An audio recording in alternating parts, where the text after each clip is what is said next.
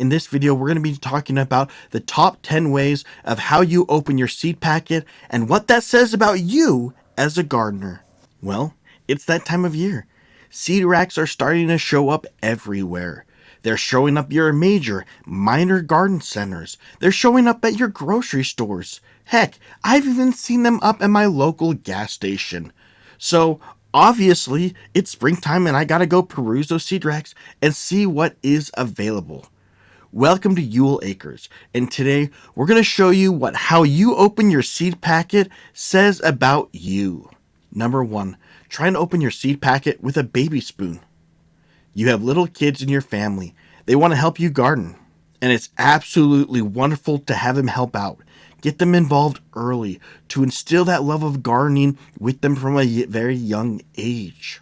However, before they go outside, they just have to bring that spoon with them outside. Why? I don't know, but they're going to scream bloody murder if they don't. So you decide to let them bring the spoon outside. Within 5 minutes, they completely forget about the spoon, leaving it in the place of that one gardening tool that you need to get the job done. You look around for them, you don't know where they're at, but they had that tool, and they've generously left that spoon for you in its place.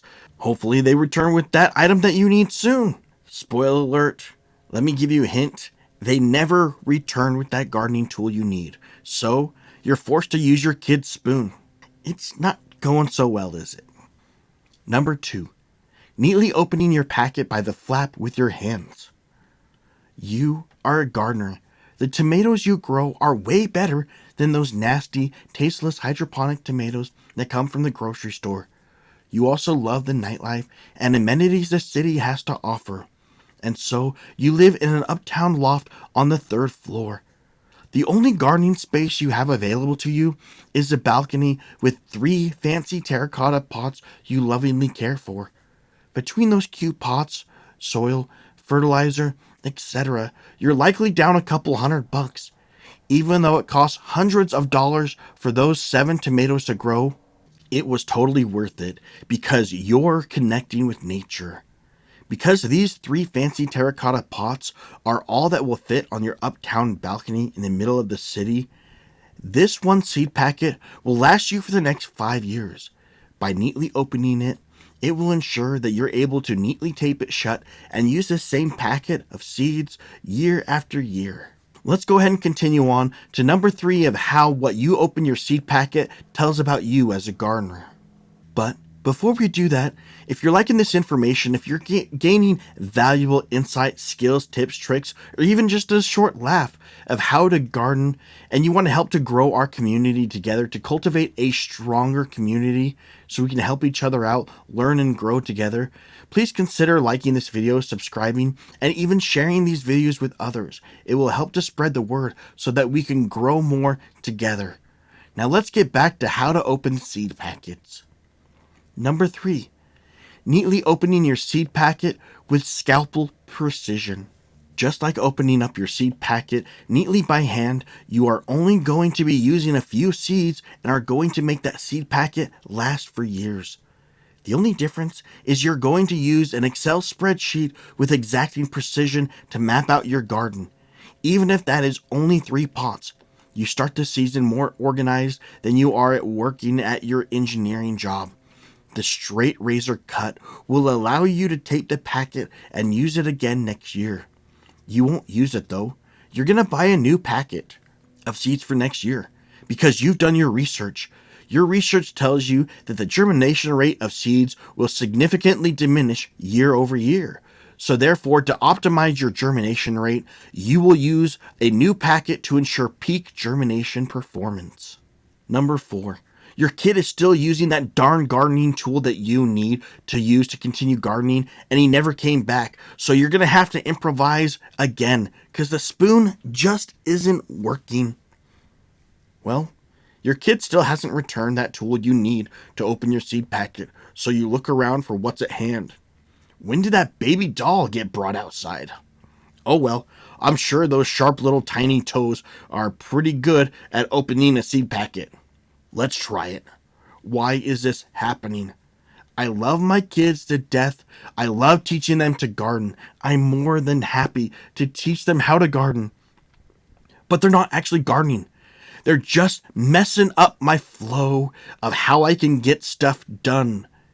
Please, just bring the garden tool back. Number 5. I know where my tools are, and I use the exact tool for the right job.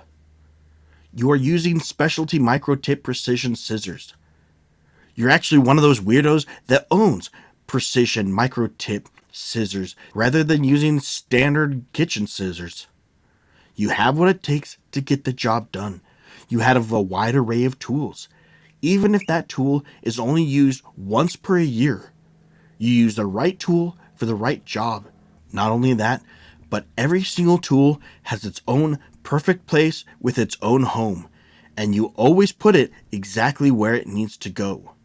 Heaven forbid a tool is left out overnight or in chances of it getting a little bit of rust. You are meticulous and covetous of your gardening tools. Number 6, using any old pair of scissors lying around the house. You still like having a neat cut across the packet of seeds. You can tape it closed and be able to use that packet next year. We all know that's not going to happen.